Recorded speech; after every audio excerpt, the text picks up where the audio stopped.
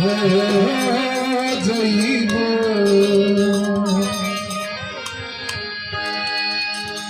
कौनो दिनवा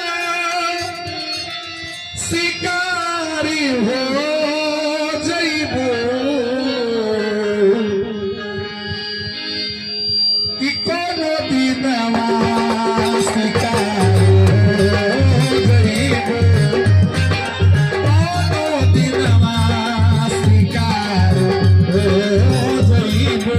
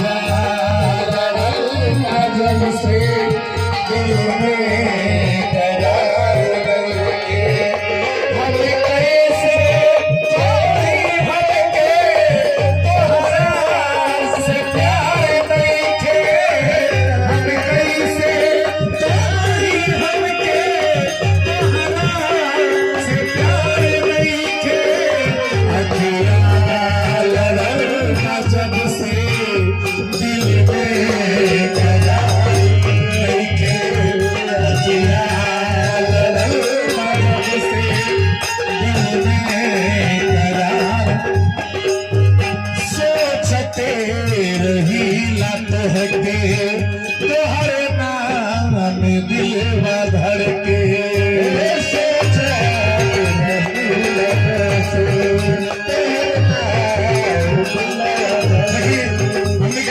रवि जी का मौसा जी को इस हमरा के सैकड़ों रुपये का पुरस्कार दिया स्वागत का अभिनंदन बा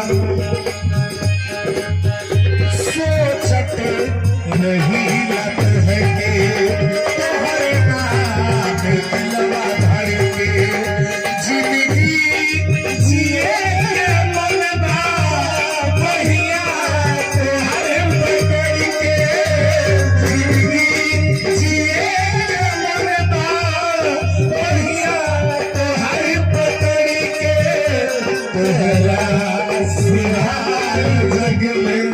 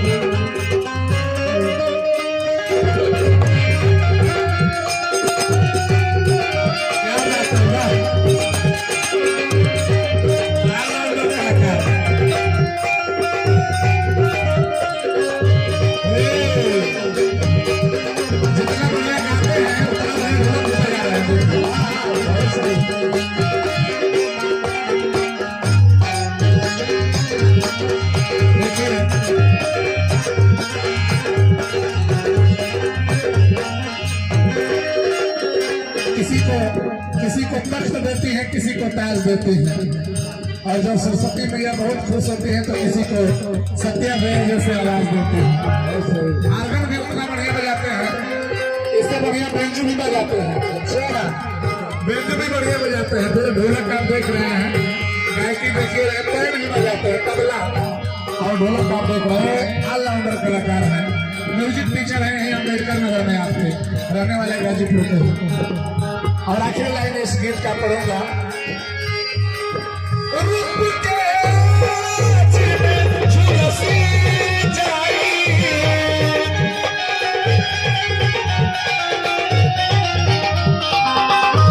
रूप के झुलसी जाई। ये गीत स्वर्गीय चांद मोहम्मद जी के लिखल है। देवरिया के राकेश तिवारी भैया इस गीत को गाए हैं, बहुत बढ़िया गाए हैं। कैसे चांद नदिया के पार हो